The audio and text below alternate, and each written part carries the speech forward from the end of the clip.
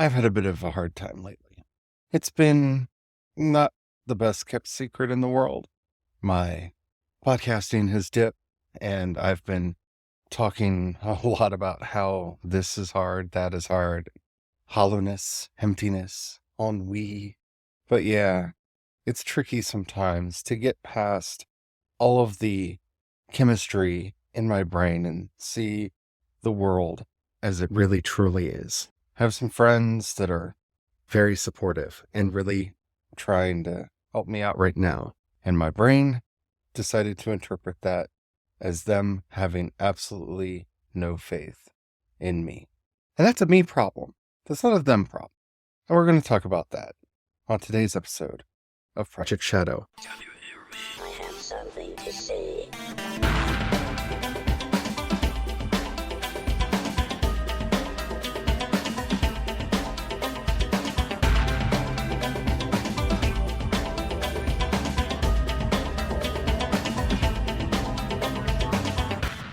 Project Shadow starts now.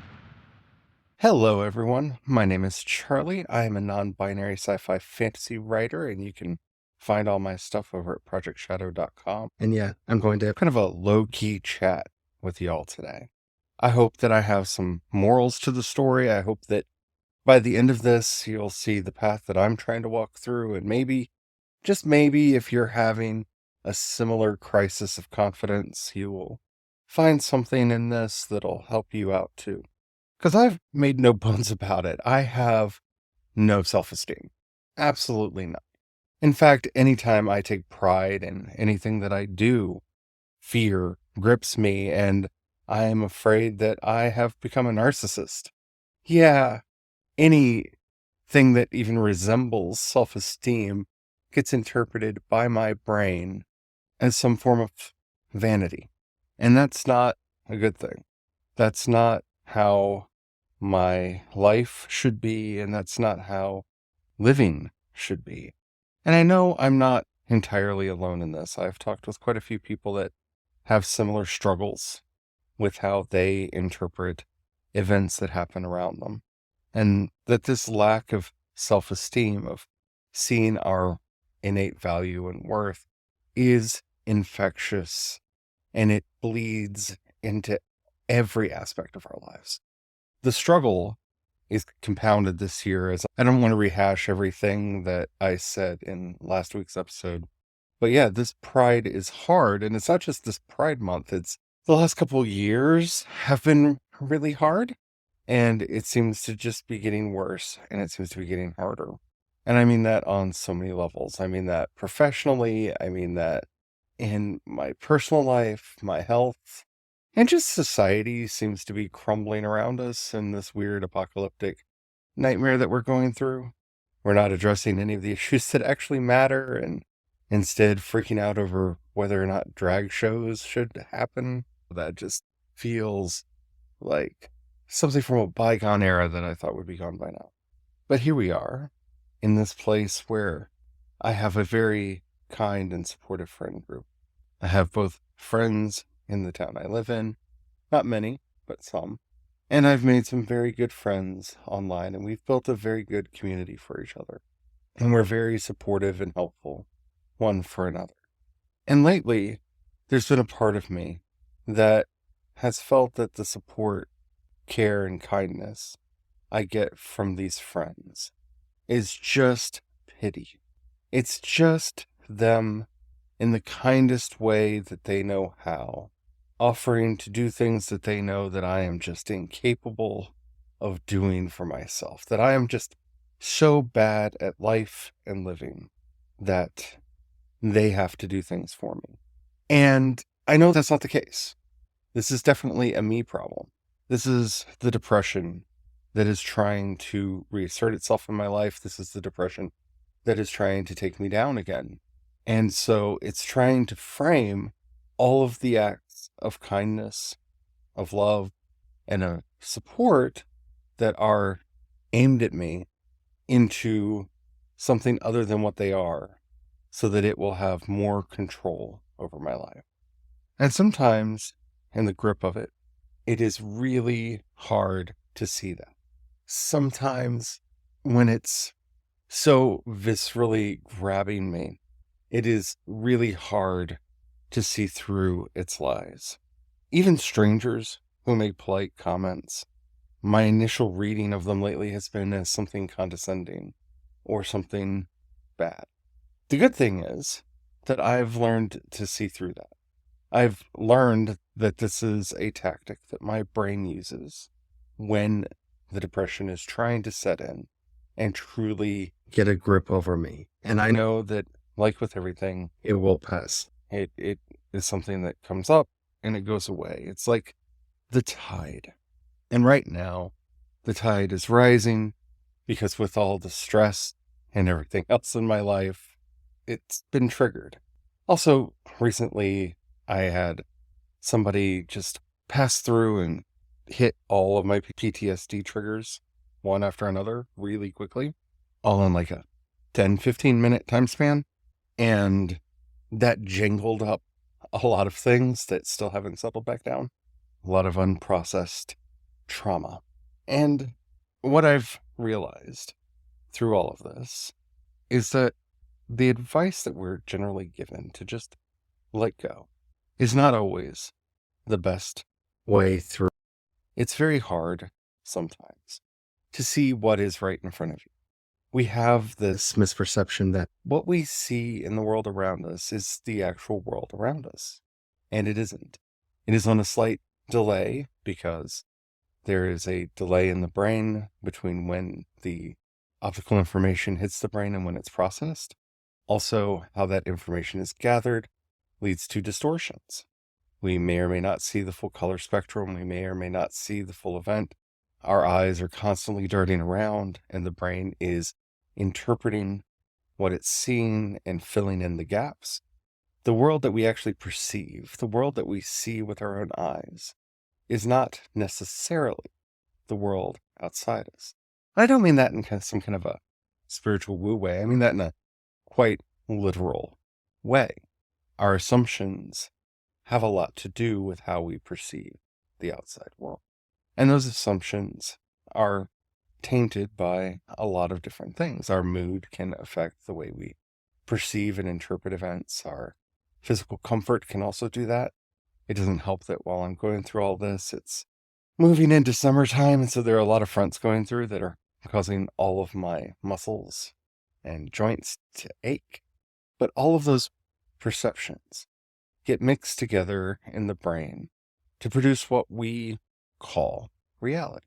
And once you come to accept that what you are perceiving is not in fact reality, but your personal interpretation of it, your subjective interpretation of it, then you're getting better at actually interacting with what is real. And that's a whole topic that we could go into on a completely other day, but not right now. And so where I've come to is going back to this concept of oscillation. I've made no secret out about how I am a metamodernist. I am fascinated by a lot of the ideas in metamodern theory and how it actually describes the world around us as well as how we participate and interact with it. And oscillation is one of those things that is so rooted in metamodern thought that I don't see a lot of people really talking about it, at least not outside of those boutique metamodern salons where we gather around in our dark corners and talk in very long-winded academic terms. Oscillation is hopping back and forth. Oscillation is in a lot of ways what replaces dialectical thinking, which is what happened in postmodernism. And see there, I did it. It's all these $20 words. Let's try to simplify that just a little, okay? A modernist had an ideal and interpreted the entire world in accordance with that ideal. It is the way that things are. It's how things shall be. That's what we are going to do. We are going to impose our will on to the cosmos. And that didn't really work out so well. The postmodern came along and accepted not necessarily Hegelian dialectics, because They're a very specific form, but accepted the idea of dialectics. So there's this thing on side A, there's this thing on side B, and that's our thesis and our antithesis. And what we have to do, if we're going to be all smart and brilliant and get to the other side, is we're going to figure out the synthesis. What's that thing in the in-between that's going to get us there?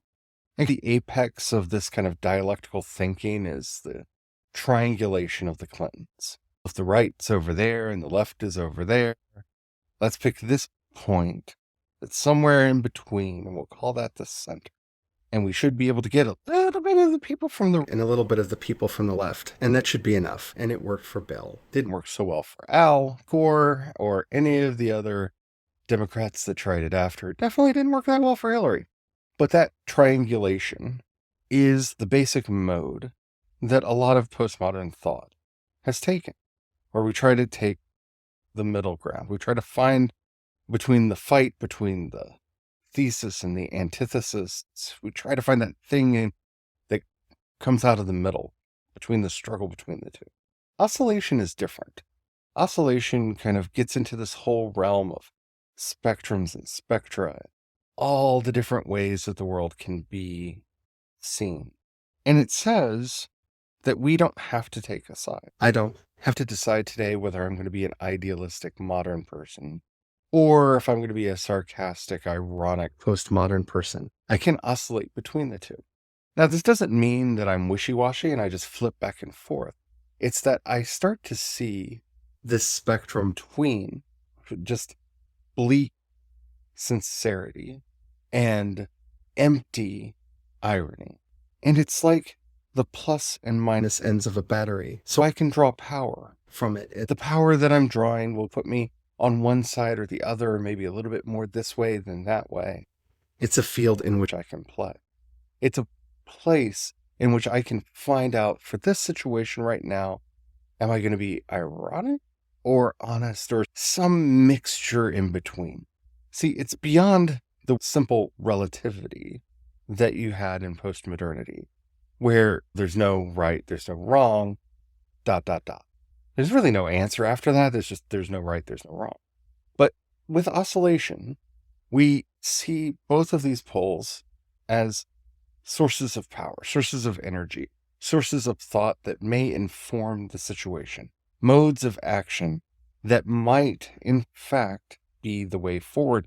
But instead of having to pick one or the other, instead of being either or, like you would in the modern era, or both and we would be in the postmodern era, we find ourselves in this place where it could be both, neither, either and. And until you start actually doing this, it may sound confusing. It may sound so paradoxical. And you know what? It is. But paradox is a huge part of our lives. So if I am here to tell you that my self-doubt and my self-esteem are a spectrum that I oscillate between, they're both places that give me power. The problem is I spend most of my time over on the self-doubt side. And self-doubt really isn't a bad thing. Self-doubt helps to keep you from thinking too highly of yourself, from becoming vain and narcissistic, and keeps you from ignoring the problems in what you're saying, doing, working on. There's a healthy kind of self-doubt that we can cultivate within ourselves that isn't self-destructive. And it seems true with self-esteem. Self-esteem is not just vanity. It's not just puffery. It's not just thinking highly of yourself. It's valuing what you're doing. And when you start seeing these as the spectrum that creates this plane, this field on which we play, yeah, sometimes it's okay to say, I know this sentence isn't exactly right. It's not the way it should be. I know that line really isn't where it should be, but I kind of like the aesthetic. It's okay to do that. It's okay to have so much self-esteem in what we're doing that we just accept its flaws and move on. But it's also okay to have a certain amount of self-doubt and to sit back and go, well, no, I don't think I'm confident enough to say it that way. I don't think I did this exactly the best I could. Maybe it should be revised. Maybe it should be edited. But when we talk about oscillation, I love this word. I love this term, oscillation, because it reminds us we have to oscillate. We have to go back and forth. We have to play on the field. It's kind of like if you're playing soccer or football, if you're in the rest of the world that's not the United States, if you're playing football and you just want to stay on one end of the field, you don't want to actually go out and play. And I know what you're saying, because you're probably saying what I say, right? Well, in this analogy, then what you don't understand is I'm the goalie. No, you're not the goalie. You're out on the field. There are times to be a goalie. There are times when we do need to hold our ground quite firmly. When it comes to the spectrum between fascism and anti-fascism, I'm a goalie. I'm on the side of anti-fascism, and I am not getting out on that playing field. There's no game to play. My goal is to block fascism every time it tries to score. So yeah, sometimes, yeah, play the goalie. But in most of the things in our life, we actually need to be out on the field. We actually need to be out there playing.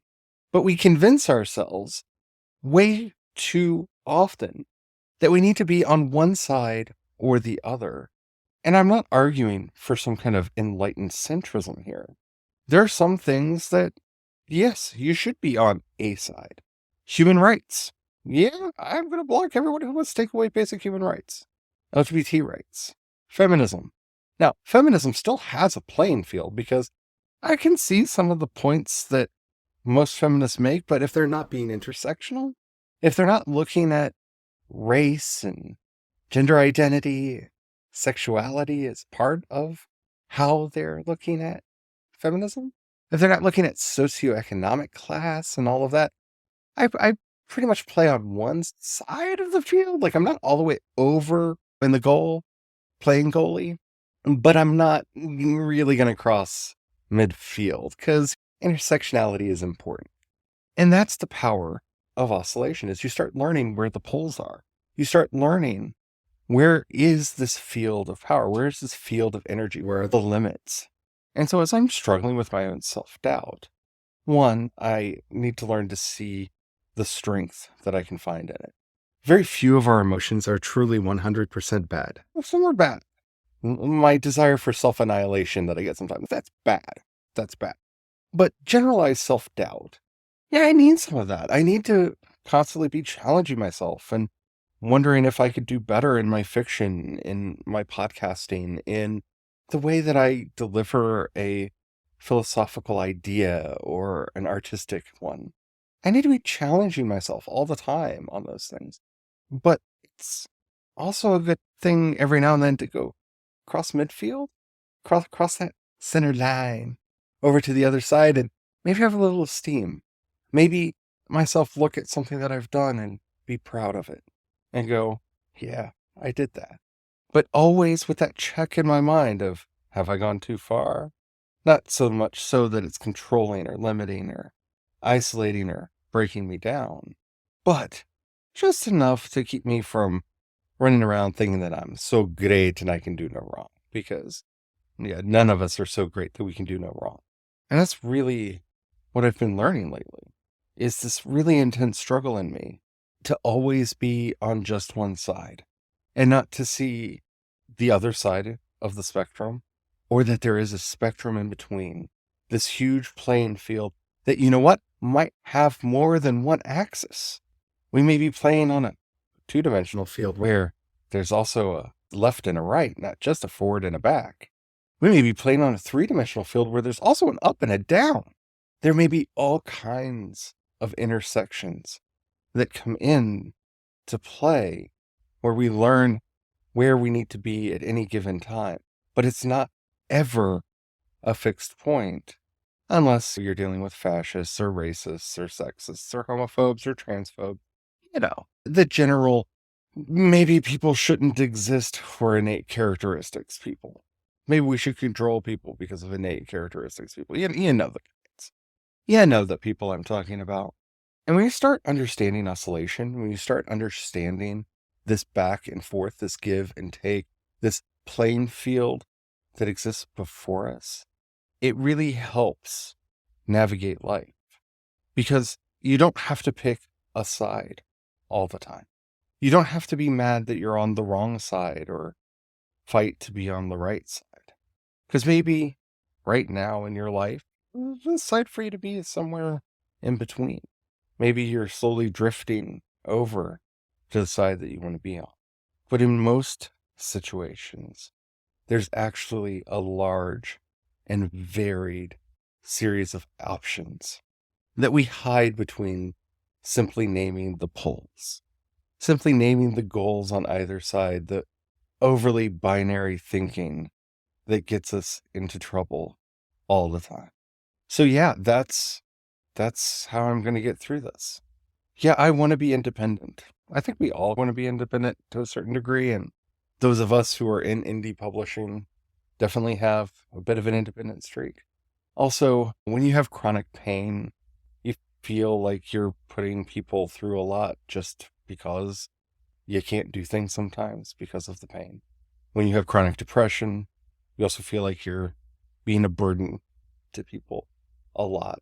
And just because people are helping you in either ways that you find actually helpful or ways that are well-intentioned but wrong for you, as long as they're well-intentioned, as long as you can have a dialogue with them, as long as you can have that understanding that they're actually trying to help and not just trying to insert themselves in your life because they think they're better than you, yeah, maybe their support isn't so bad. Maybe them trying to support you is not their way of telling you that they have no faith in you as a human being or you as an individual. Maybe you should stop being so self-serious.